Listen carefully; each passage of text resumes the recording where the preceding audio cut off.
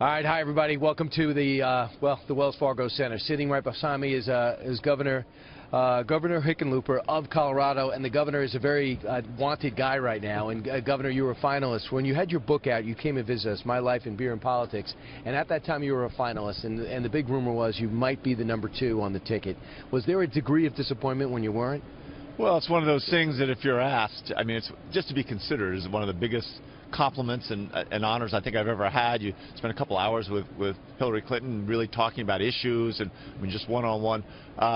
So certainly there's a certain amount of disappointment, but at the same time, now I could take a deep breath and I don't have to work 80 hours a week for the next 8 years. So disappointment, yes, but it's it's a no-lose situation. You're not shy about working. You've worked very hard your whole life. On that stage tomorrow night, prime time, you have a prime time slot. How long's the speech? How close to construction? How close to finishing construction? Well, it's going to be a short speech, about 5 minutes. It's done. It's good.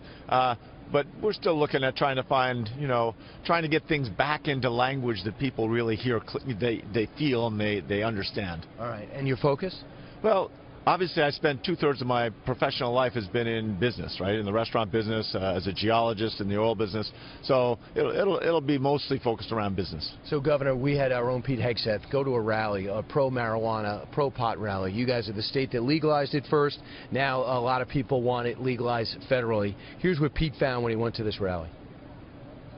Hell yes, I want to legalize marijuana. Not only that, but I want to decriminalize marijuana. I believe that you're making cannabis more dangerous by making it illegal. It has lots of medicinal purposes. I think that marijuana is so good. I think a lot of people would use marijuana if it was not illegal.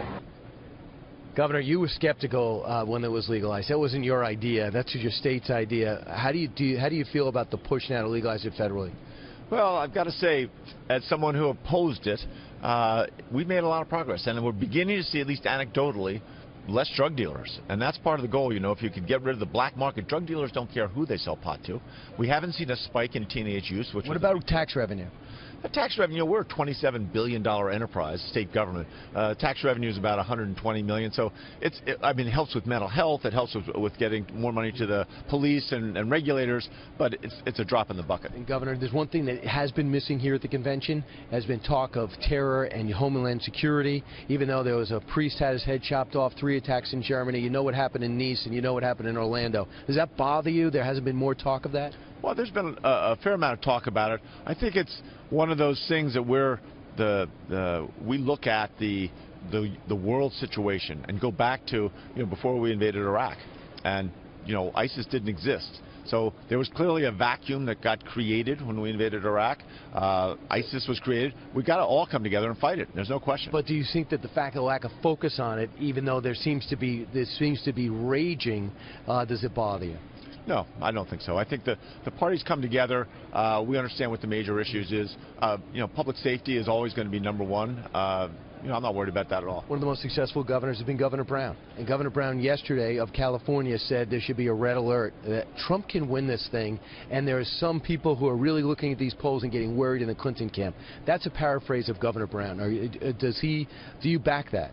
Well, I take this election very seriously, and I think, you always say every election is the most important election. This is going to be one of the most important elections in the last 100 years. So I take the election very seriously, and I think, Donald Trump, a lot of people, they think he's a joke, that he's, there's no policy. How could we elect someone like that?